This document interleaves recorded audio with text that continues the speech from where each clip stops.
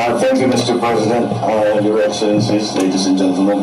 And by the way, it is saying in English that it is the prerogative of an intelligent mind to change their opinion. So I think we're in good company.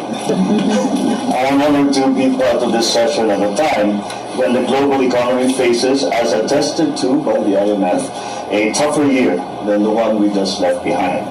However, we in the Philippines welcome this year with guarded optimism as positive indicators point to a better than expected end-of-year economic performance on our end.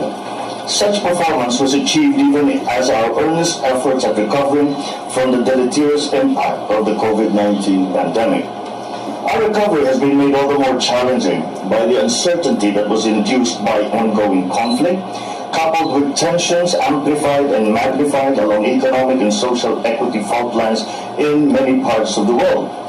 We join other countries in bearing witness to the emergence of cracks and fissures of a scale that compromise the systems and institutions of global-wide economic interdependence. The interlinkages and integration represented by the complex array of supply and production chains have become the most ubiquitous feature of the modern global economy.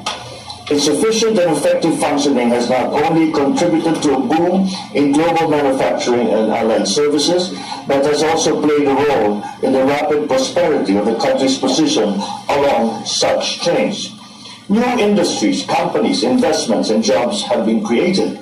The incentive for innovation has become much more attractive. We grew together, and poverty was reduced. But the confluence of forces that bore upon us the past years magnifies the differences and have shown the vulnerabilities in the underlying infrastructure that facilitate global supply chains. We have a perfect example here from the comments of Hion de Croo, where he highlights the problem of the energy supply of Europe, whereas perhaps in Asia, the problem manifested itself in food supply and food affordability. Whether natural or man-made, such disruptions and breakdowns have catastrophic implications for global business. So I am pleased to share with you that this government that I've been putting together has put forth policies and executed strategies intended to boost both robustness and resilience of often quite complex, interconnected global supply and production chains. We do this by addressing our ability to keep the wheels of economy going amid severe disruption and our ability to bounce back from adversity.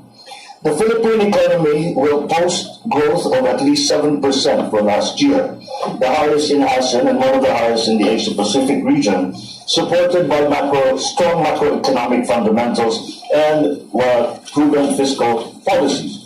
We have been making connectivity a priority, whether traditionally by land, sea, and air, and now, of course, in the digital and meta realm. The Philippines recognizes the importance of mitigating the impact of climate change on economic growth and resilience. To this end, it is our top priority to design and build climate-resilient infrastructure, programs, and projects. We have allocated 9% of our national budget towards initiatives to support conservation, climate change adaptation, and disaster risk reduction. I have committed to work to increase this figure to an average of 15% annually.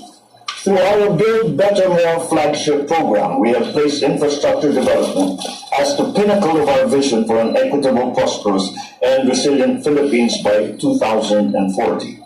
We recognize the critical role of the private sector partners to enable the realization of these high goals.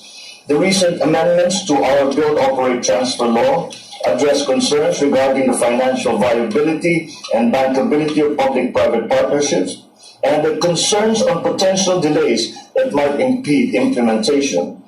We aim to raise the confidence of investors, especially those that will benefit the social sectors of health, education, and agriculture. Thank you.